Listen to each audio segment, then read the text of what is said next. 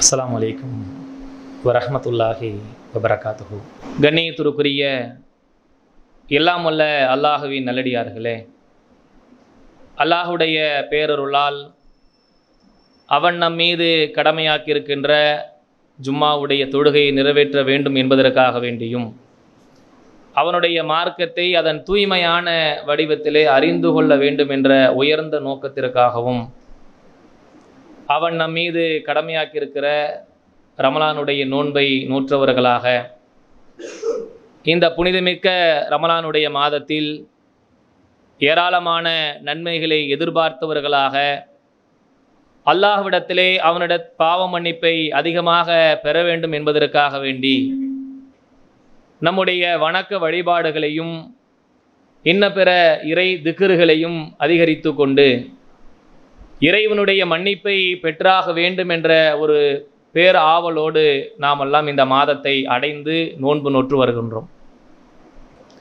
அல்லாஹு ரப்புல் ஆலமீன் இந்த ரமலானுடைய மாதத்தை நமக்கு வழங்கி அதிலே இறைவனுக்கு நன்றி பாராட்டுவதற்காக வேண்டி அல்லாஹு ரப்புல் ஆலமீன் நேர்வழியை நமக்கு காட்டியதற்காக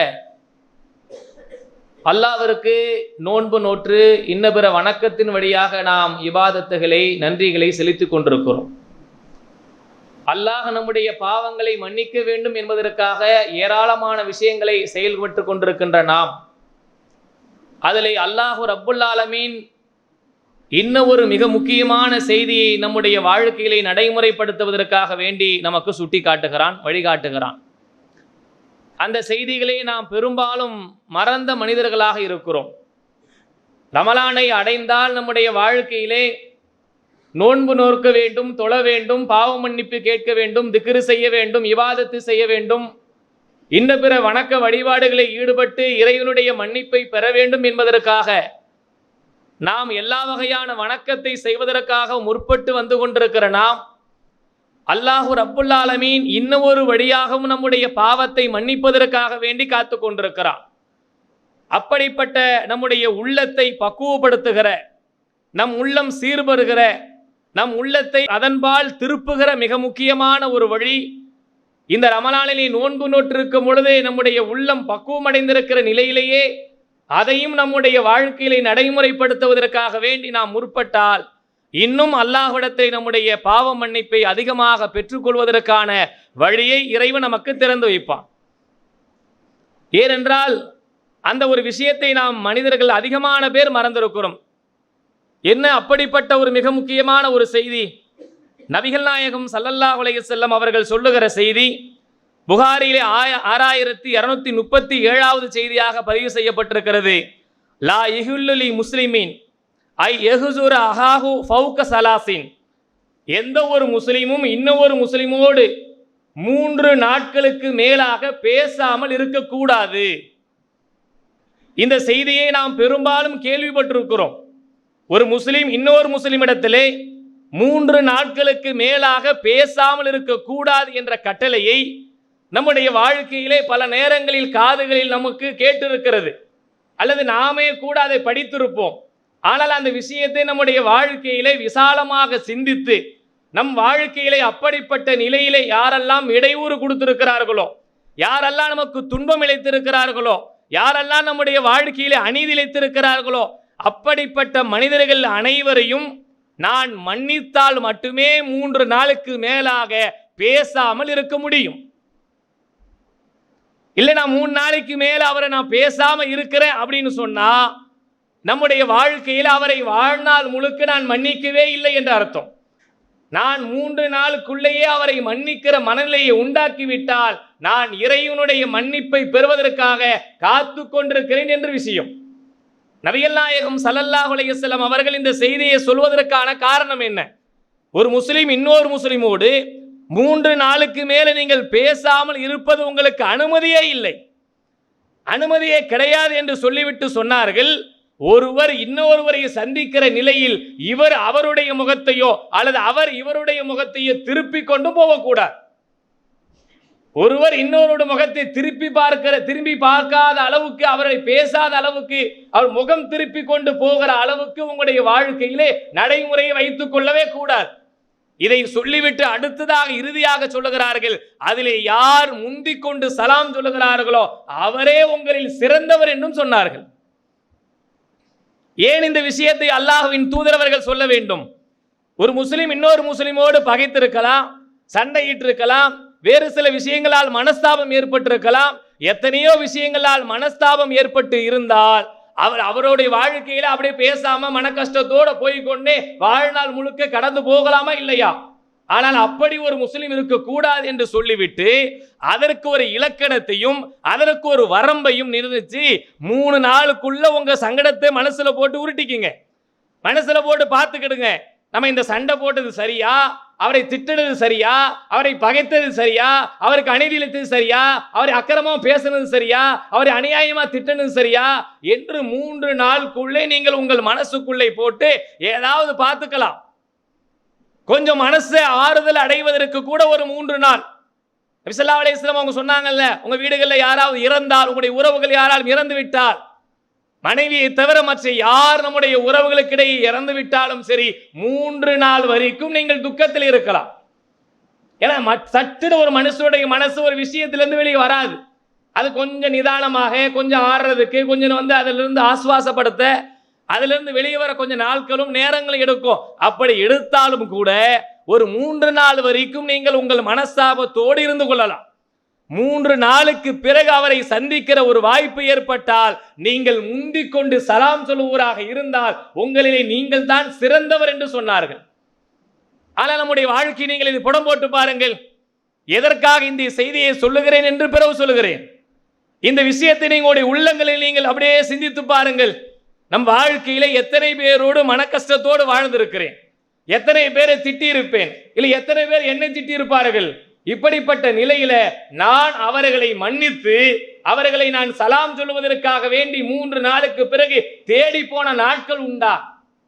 அல்லது வழியிலே அவர் சந்திக்கிற வாய்ப்பு ஏற்பட்டால் அவருக்கு சலாம் சொல்லி நமக்கிடையே உள்ள மனஸ்தாபத்தை தீர்த்துக் கொள்வதற்கான ஒரு வழியை ஏற்படுத்தியது உண்டா?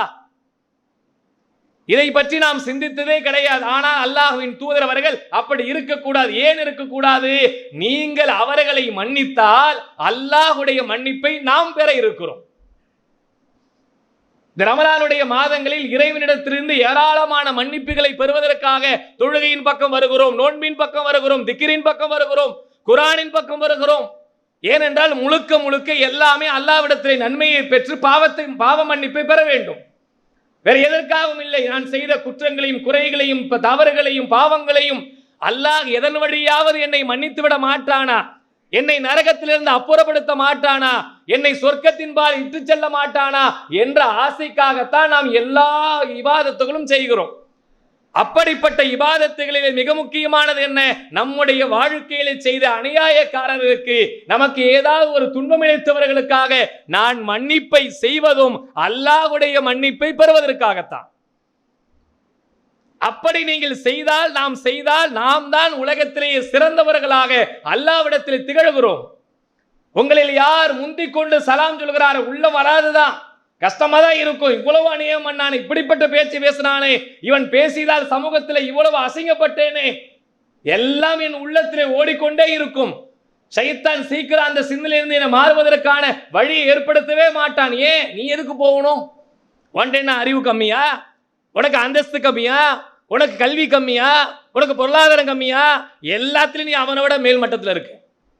நீ எதிலையும் அவனோட குறைந்தவன் அல்ல.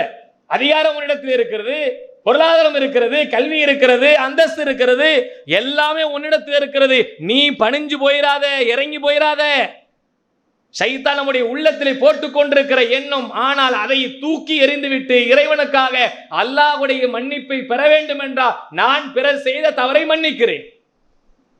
எப்படிப்பட்ட மன்னிப்பெல்லாம் வரலாற்றிலே மன்னிக்கப்பட்டிருக்கு என்று சொன்னால் நம் உள்ளத்திலே சிந்தித்தே பார்க்க முடியாத அவருக்கு இவ்வளவு மன்னிப்பை தன்னுடைய வாழ்க்கையிலே செய்திருக்கிறார்களா என்று சிந்திக்கிற அளவுக்கு அல்லாஹ்வின் தூதர் ஸல்லல்லாஹு அலைஹி வஸல்லம் அவர்கள் வார்த்தெடுத்த சமுதாயத்திலே அல்லாஹ் ரப்புல் ஆலமீன் நமக்கு பாடம் நடத்துகிறான். திருமறை குர்ஆனிலே அல்லாஹ் ரப்புல் ஆலமீன் நமக்கு சொல்லுகிற மிக முக்கியமான ஒரு வரலாறு அபூபக்கர் சித்திக் ரலியல்லாஹு அன்ஹு அவருடைய வரலாறு. நம்ம ஏராளமான நேரங்களிலே மீண்டும் மீண்டும் பல நேரங்களில் கேட்ட ஒரு செய்தி.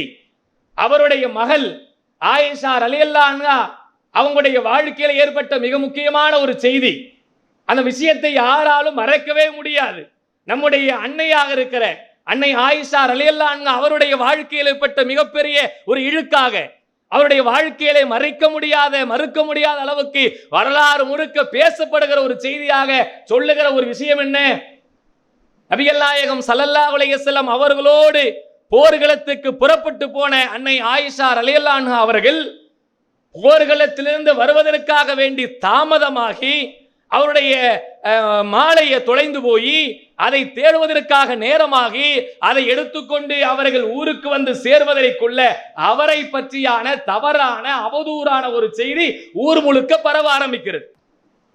நபிகள் நாயகம் ஸல்லல்லாஹு அலைஹி வஸல்லம் அவர்களுடைய உள்ளம் எப்படிப்பட்ட நிலையில் இருந்திருக்கும்? தன் மனைவியினுடைய பேரால் ஒரு அவதூறு பரவுகிறது, ஒரு அசிங்கம் பரவுகிறது.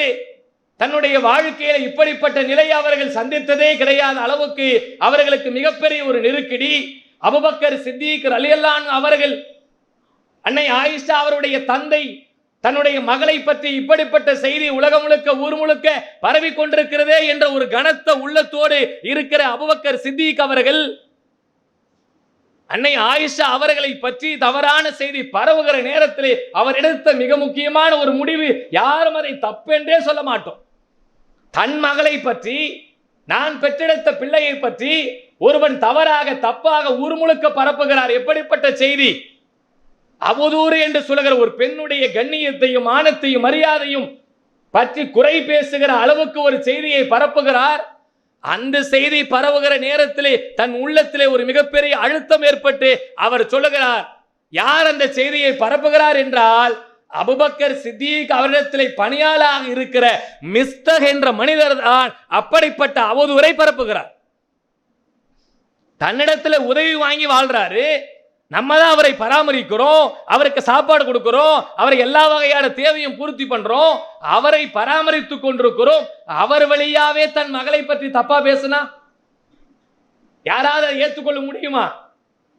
நான் ஒரு ஆளை பராமரிச்சுட்டு இருக்கேன், என்கிட்ட வேலை செய்யறாப்புல, அப்படிப்பட்ட மனிதர் என்ன செய்கிறார்? என் குடும்பத்தை பற்றி, என்னை பற்றி, என் பிள்ளைகளை பற்றி அவதூறாக பேசினால் எவ்வளவு கடுமையான ஒரு கோபம் வரும். இவெல்லாம் வரலாற்றில் மன்னிக்கவே கூடாது, இவனெல்லாம் வாழ்க்கையில முகத்திலே முழிக்க கூடாது.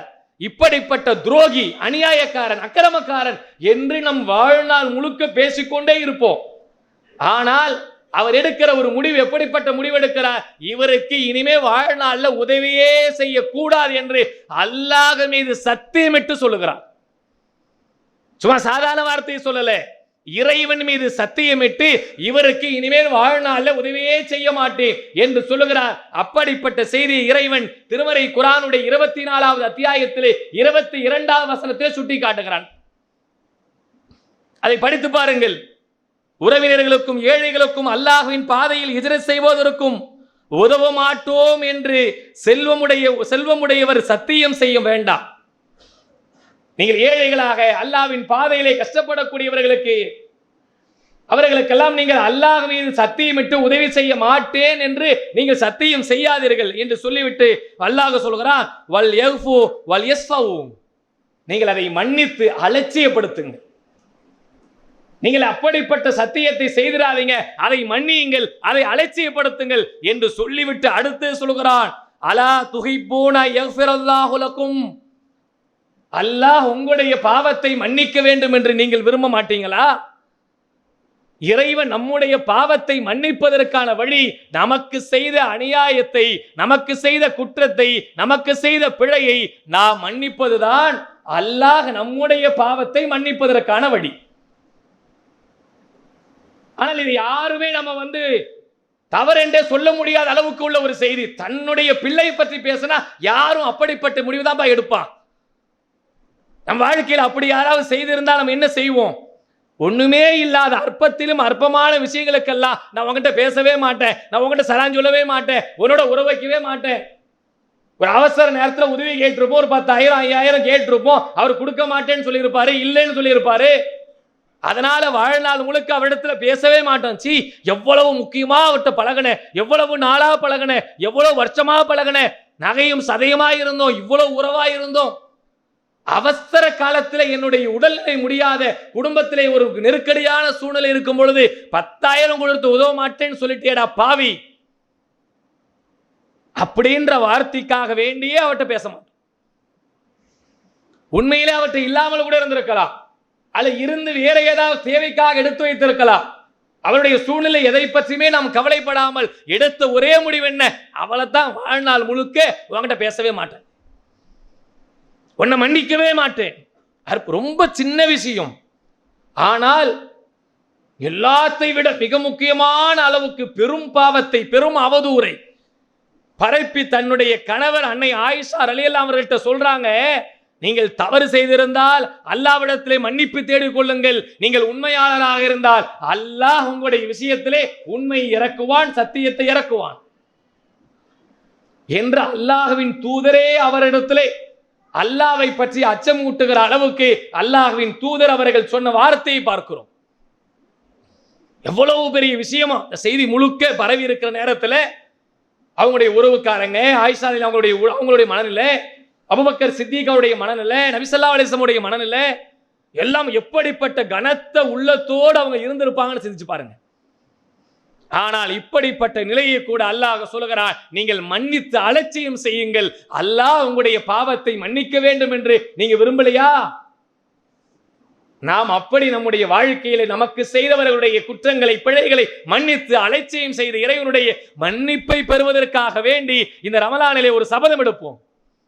இறைவா, நான் பாவ மன்னிப்புக்காக வேண்டி ஏராளமான வழிகளை தேடுகிறேன், திக்ருகளை தேடுகிறேன், தொழுகையை தேடுகிறேன், நோன்பை தேடுகிறேன், திருக்குர்ஆனை ஓதுகிறேன், ஏராளமான அமல்களை செய்கிறேன். அதிலும் இன்னும் ஒரு அம்சமாக இருக்கிற எனக்கு அநீதி செய்த எனக்கு குற்றம் செய்தவருடைய பாவத்தை மன்னித்து அலட்சியம் செய்து இறைவா உன்னுடைய மன்னிப்பை பெறுவதற்காக நான் காத்து கொண்டிருக்கிறேன் என்ற விஷயத்தையும் நம்முடைய இபாதத்தில் சேர்த்துக் கொள்வோம். அதுதான் உண்மையான ஒரு முஸ்லிமுக்கான அடையாளம், அழகு. அல்லாஹ்வின் தூதர் அவர்கள் சொன்னார்கள், 3 நாளுக்கு மேல பேசாம இருப்பது அனுமதியே இல்லை. எத்தனை அற்பமான சின்ன சின்ன விஷயங்களுக்காக பல வருடங்கள் நம்முடைய உறவுகளோடு, நம்முடைய சொந்தங்களோடு, நம்முடைய நண்பர்களோடு, நம்முடைய தெரிந்தவங்களோடு பேசாமல் இருந்து வருகிறோம் என்பதை நாம் சிந்தித்து பார்க்க வேண்டும். எத்தனை பேர் நம்மிடத்தில் குமரி இருக்கிறார்கள், ஒண்ணுமே இல்லப்பா, அற்பமான விஷயம்பா,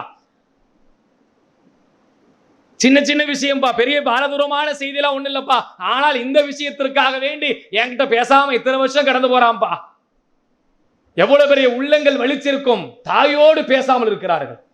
உண்மையிலே உண்மை மனசு அவங்களாம் எப்படிப்பட்ட மனசென்றே தெரியல. பெத்த தாயோடு பெருமையா சொல்றாரு, 20 வருஷமா என் தாய்கிட்ட பேசவே இல்லைங்க. உண்மையிலே அவர்களாம் உள்ள மனுஷன் தானுங்களா? பெத்த தாயோடு அற்பமான விஷயத்திற்காக. உலகத்திலேயே தாயை போன்ற பாசம் படைத்தவர் யாரும் இருக்க மாட்டார்கள். அப்படிப்பட்ட தாயோடு, தந்தையோடு, உறவோடு, இன்னும் கேட்டால் தன் குடும்பத்திலே மனைவியோடு கூட பல வருஷங்கள் பல நாட்கள் பேசாமல் கடப்பவர்கள் கூட பார்க்கிறோம். இப்படியெல்லாம் நம் வாழ்க்கையிலே வாழுகிறோம் என்றால் என் வாழ்க்கையில இந்த நோன்பு என்ன மாற்றத்தை ஏற்படுத்தி இருக்கிறது?